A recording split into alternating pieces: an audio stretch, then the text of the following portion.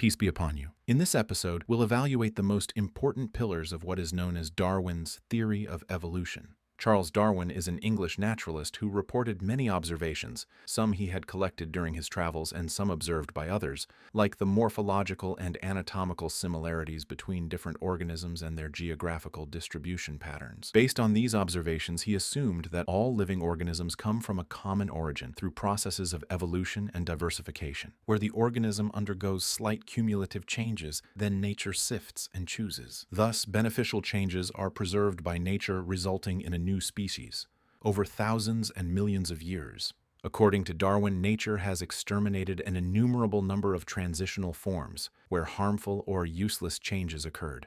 In addition to nature's sifting role, he hypothesized that nature contributes to the development of new traits in organisms. So, when an organism acquires certain traits, in response to the environment, it passes on these traits to its offspring, in line with Lamarck's hypothesis that the long-necked giraffe was once short-necked, but environmental changes and the need to stretch its neck to eat from the treetops elongated its neck across generations until it became what it is today.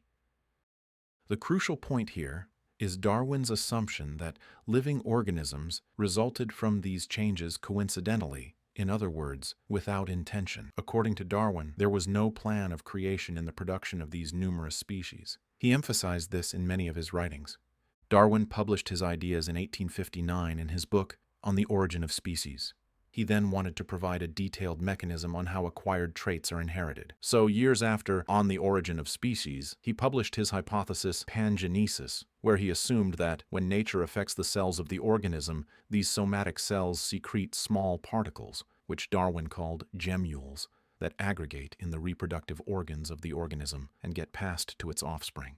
But where did the common origin come from, Darwin? Where did this primordial form upon which you built your ideas and to which you ascribed all living organisms come from? Darwin did not explain that in his book. But in his correspondence with the botanist Joseph Dalton Hooker, he conjectured that the primordial form originated in a warm pond by factors such as light, heat, and electricity. Thus, Darwin endorsed the notion of spontaneous generation, prevalent in his time. This notion presumed that living organisms could develop spontaneously from inanimate objects. For example, it was believed that insects originated from leftovers and maggots from rotten meat. These are, in short, the pillars of Darwin's theory of evolution. 1. A living organism somehow emerged from inanimate matter.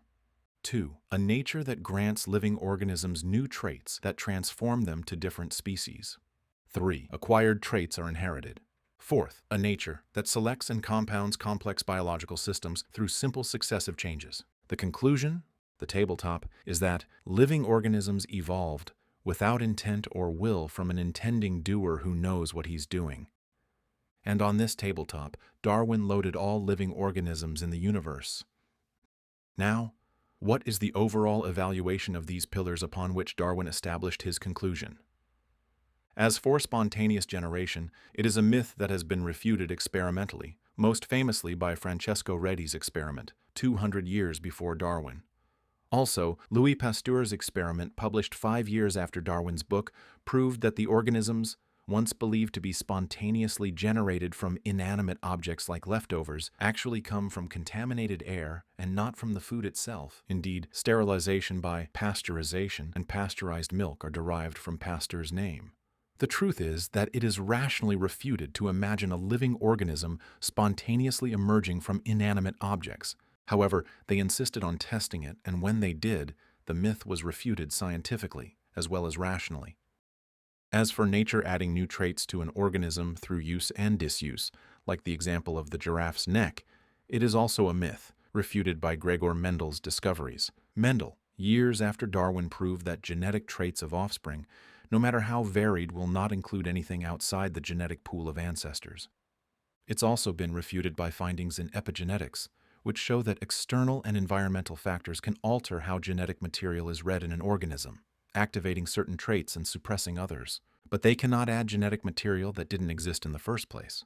As for inheritance of acquired traits, it is a myth, as simple observation proves. For example, the muscles that a blacksmith and a carpenter develop in their work aren't inherited by their offspring. However, Darwin's disciples insisted on experimenting with this hypothesis. Weizmann, for instance, cut off the tails of 19 generations of mice and their offspring, only to find out, after all that headache, that the offspring of these mice continued to grow tails.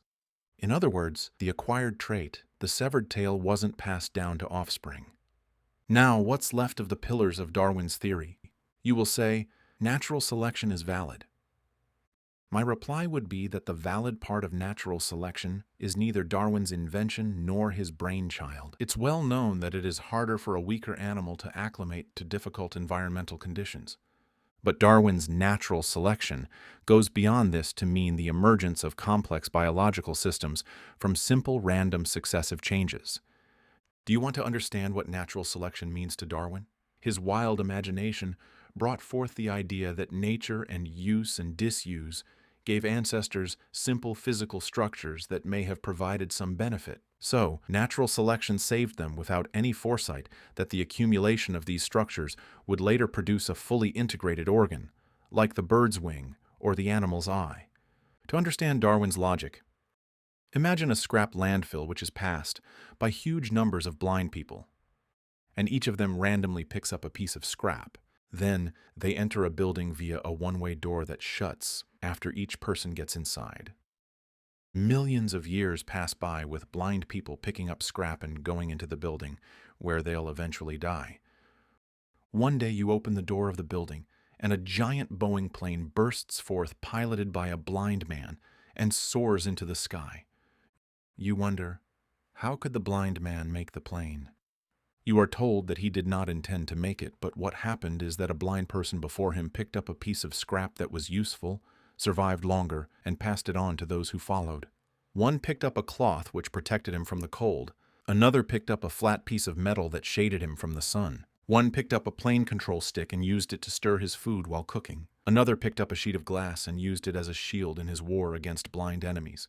So the blind across different generations passed on scrap to their descendants. Then, unintentionally and without anyone's intervention, the pieces came together to form this great plane that simply took off. Don't you dare harbor the illusion that someone intended the plane to be built or flown.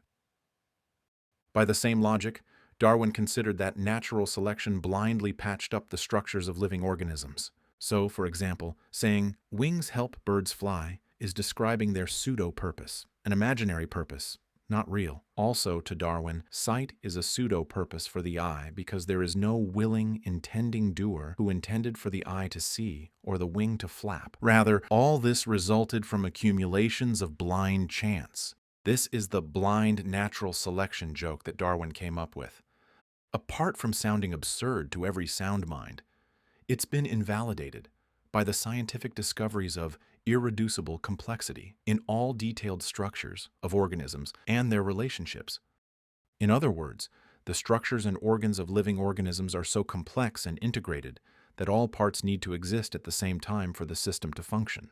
Thus, gradual evolution of the different parts is not possible, even at the level of the smallest unit of life, the cell, which Darwin saw as a mere smudge under the microscope of his day. Therefore, the natural selection portrayed by Darwin is also a myth. Upon such myths, refuted by mind, senses, and experiments, Darwin built the most ridiculous and stupid idea in history, that this finely tuned and magnificent creation came by unintentional chance events, and that it requires no knowledge or wisdom. Now, what's left of Darwin's theory?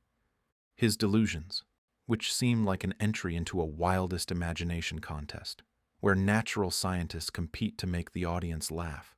What's left is his imagination, which is like bedtime stories of the Frog Prince, the Swan Princess, and Cinderella's mice turning into beautiful horses. But with one addition, the conversion into horses required a very long time. An imagination that puts feathers on mosquito-chasing dinosaurs, then they fly. An imagination where a black bear swimming for hours with its mouth open to swallow as many insects as possible is likened to a whale that opens its mouth to swallow fish. And based on this similarity, Darwin wove a tale of a whale evolving from a bear, as in the facsimile copy of the first edition of On the Origin of Species, page 184. Some might say, but what about Darwin's knowledge? What about the numerous observations he collected in his book and the accuracy of his observations? My reply is that Darwin was like a program with a large amount of input, but with the wrong equation to link this input, thus resulting in a wrong conclusion. Therefore, Darwin's substantial information wasn't of much benefit to him. It is very important to understand that these observations of birds, reptiles, insects, etc. are not part of the theory of evolution. We're here discussing the theory itself that Darwin put forth to explain his observations. Apart from his observations and his coinage of the term natural selection with the wrong meaning, Darwin's innovation was invalid, while his valid input was not new. Yes, Darwin's innovation was invalid, while his valid input was not new. Therefore, it's a mistake to say Darwin's theory has errors, because Darwin's theory is essentially a combination of errors. Myths refuted by mind and science, logical fallacies, and absurd fantasies to reach the conclusion that the fine-tuning and precision in organisms does not require intent, will, or knowledge. Here I want to remind you that our episodes offer a methodology to adjust your compass. The methodological rule we learned today is, falsehood can only be founded on falsehood. It can never stem from correct knowledge or a sound mind. Wherever you apply this rule, you'll find it to be true. We saw an example in today's episode, Darwin's myth that organisms are a product of chance. Some might wonder, didn't scientists after Darwin fill in the theory's gaps and correct its errors? How do you account for the fossil evidence, the molecular biology evidence, the embryology evidence, vestigial organs? Can't we reconcile Darwin's theory with Allah's existence? If it is a myth, as you say, why do most Western scientists believe in it? We will answer all these questions methodically, Allah willing, starting with the claim that the theory's gaps have been addressed and its errors corrected in our next important episode. So stay tuned. Allah is the granter of success. Peace and mercy be upon you.